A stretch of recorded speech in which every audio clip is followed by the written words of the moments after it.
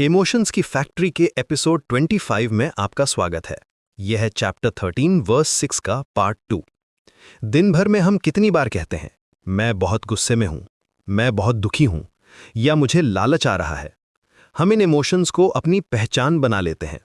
लेकिन क्या आप जानते हैं कि कृष्ण कहते हैं कि यह दुनिया का सबसे बड़ा झूठ है। जी हां, सबसे बड़ा झूठ। पिछले एपिसोड में हमने समझा था कि ये शरीर और मन एक खेत की तरह है। कृष्ण कहते हैं कि इस खेत में 4 और चीजें उगती हैं: इच्छा यानी डिजायर, द्वेष यानी नफरत, सुख यानी प्लेजर और दुख यानी पेन। ये चारों चीजें, ये सारे इमोशंस इस खेत की उपज हैं, आपकी नहीं। जब आप कहते हैं मैं दुखी हूं, तो आप झूठ बोल रहे हैं। आप दुखी नहीं हैं, आपका मन दुख महसूस कर रहा है। आप तो किसान हैं, खेत नहीं। इसे एक सिनेमा हॉल की तरह समझिए। आप एक मूवी देख रहे हैं, स्क्रीन पर आग लग जाती है, बम फटते हैं, हीरो हीरोइन रोते हैं। क्या स्क्रीन को कुछ होता है? क्या स्क्रीन जल जाती है? क्या स्क्रीन गीली हो जाती है?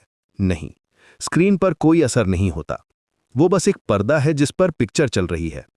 कृष्ण कहते हैं तुम वो पर्दा हो, तुम आत्मा हो, और ये सुख, दुख, गुस्सा और लालच, ये सब तुम्हारे मन की स्क्रीन पर चलने वाली पिक्चर है।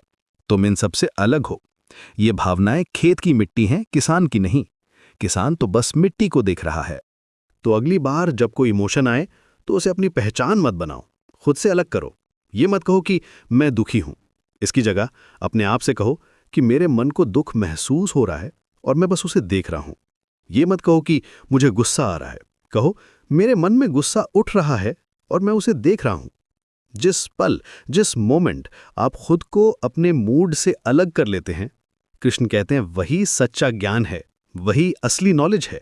आपको किसी किताब की जरूरत नहीं, किसी गुरु की जरूरत नहीं।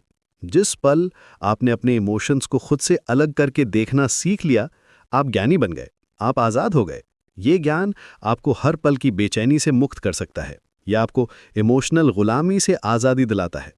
और जब कोई इंसान इस ज्ञान को पा लेता है तो उसके अंदर 20 खास क्वालिटीज पैदा होती हैं। वो 20 गुण क्या है? वो कौन सी 20 निशानियां हैं जो एक सच्चे ज्ञानी की पहचान कराती हैं? इसे हम गीता का सबसे बड़ा कैरेक्टर सर्टिफिकेट भी कह सकते हैं। ये जानेंगे हम अगले एपिसोड में।